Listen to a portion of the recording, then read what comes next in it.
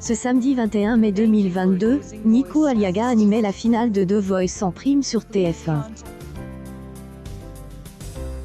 Vaik, Nour Bruce, Mr Matt, Caroline Costa et Loris Triolo se sont affrontés pour remporter le trophée de cette 11e saison. L'émission a été marquée également par la présence de plusieurs artistes comme Angèle, Big Flo. Après plus de 3 mois de competition, c'est et Nour, de Elle, équipe de Florent Pagny, qui a remporté cette saison 11 de The Voice. Elle succédait donc à Marg, qui était également coachée par le chanteur. C'est la 5e fois, en prenant en compte Elle, Additional Star, un talent de Florent Pagny remporte l'émission. Nour a recueilli 56,2 voix du public contre 43,8 à Mr Matt, qui termine donc second de la competition.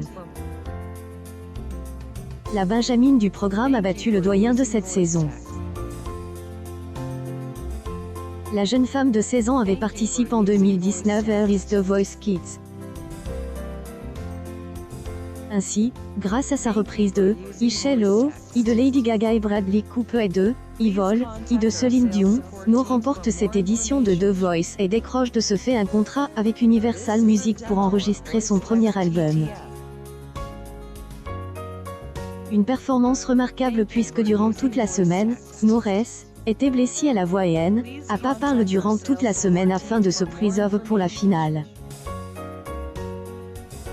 La première partie de cette finale de The Voice, propose entre 21h13 et 22h29, a réuni 3,74 millions de curieux, soit 21,5 ensemble du public. La seconde partie, entre 22h37 et 23h47, a convaincu 3,65 millions de téléspectateurs, soit 28,1 parts de marche sur les 4 ans et plus. TF1 se classe deuxième des audiences pour la première partie et leader pour la seconde. Les cibles, le télécrochet reste un triomphe avec 33 femmes responsables des achats de moins de 50 ans, 28 les 25 à 49 ans, 37 les 4 à 14 ans, 51 les 15 à 24 ans, soit un record pour la saison et meilleur score sur cette cible depuis 2017, et 42 des 15 à 34 ans.